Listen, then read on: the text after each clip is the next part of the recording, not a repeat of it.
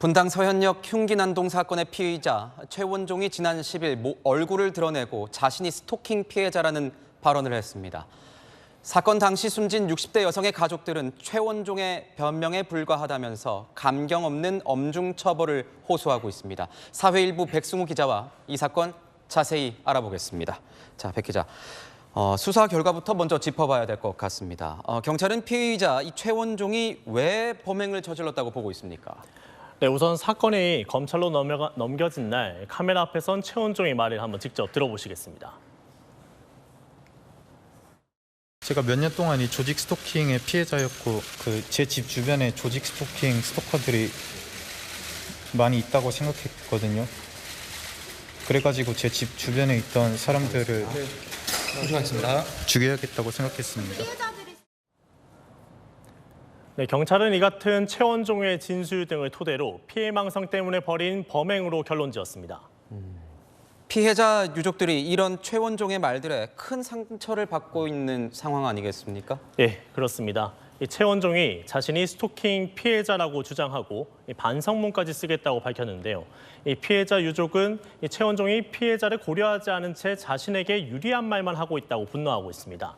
사건 당일 최원종이 인도로 몰았던 차에 치여 숨진 60대 여성 고 이희남 씨의 남편 이야기 들어보시겠습니다. 그리고 좀 사람이 죽었고 피해자가 생겼는데 그거로 인해 가지고 뭐 어떻게 감형을 하고 뭐 내가 반성을 했다 이런 게 어필이 되는 것 같아 가지고 이건 아니다. 피해자 남편분은 이 감경을 걱정하고 있는 것 같습니다. 예, 맞습니다. 이 최원종이 과거 조현성 인격장애로 진단받았고 이 범행 동기도 피해 망상으로 나오면서 심신미약으로 감경되는 건 아니냐는 우려가 벌써부터 나오고 있습니다. 이 법정 용어로는 이를 책임 감경이라고 하는데요. 이 책임 능력이 부족하다고 봐서 이 형을 줄여주는 것을 말하는 겁니다. 이 인정이 될지 안 될지 지금 알 수 없을 정도로 지금 조현성 스펙트럼이기 때문에 상당히 지금 쟁점이 될 걸로 보여요, 재판정에서.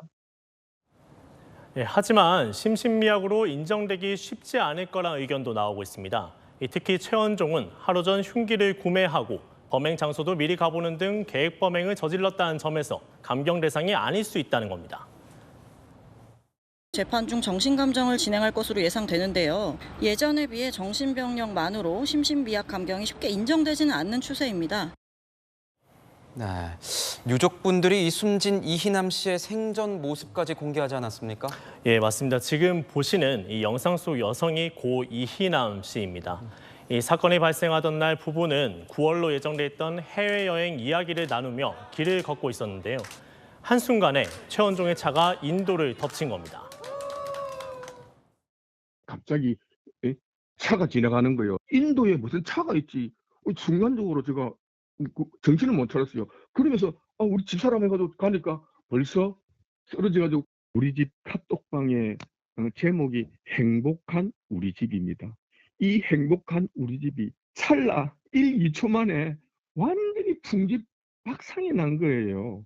아니 이런 날벼락도 날벼락이 없습니다. 유족 측은 가해자만 주목받는 상황을 받아들이기 힘들어 이희남 씨의 생전 모습을 공개한다고 설명했습니다.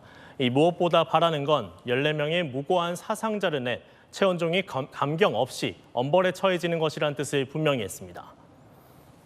네, 지금까지 사건을 보도였습니다.